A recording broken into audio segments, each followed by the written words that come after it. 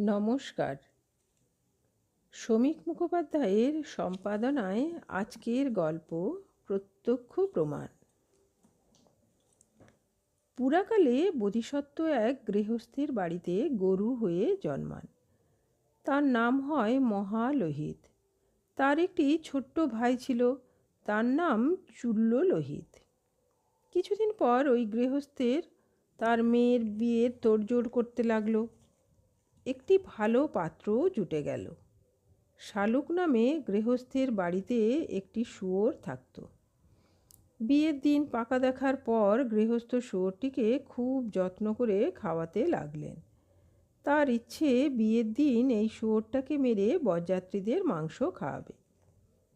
চূল্যলোহিত শুয়োরের খাবারের ঘটা দেখে তার দাদাকে বলল, দাদা, আমরা গৃহস্থের কত কাজ করে দিই, অথচ আমাদের ঠিকমতো খেতে দেয় না, কোনো আদর যত্নও করে না।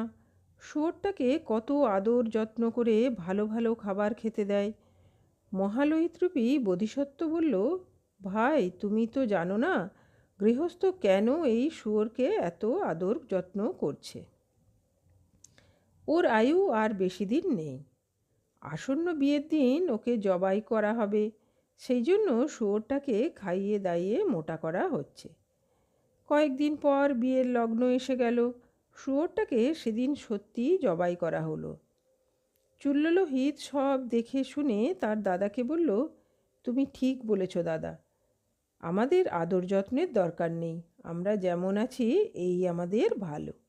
নমস্কার।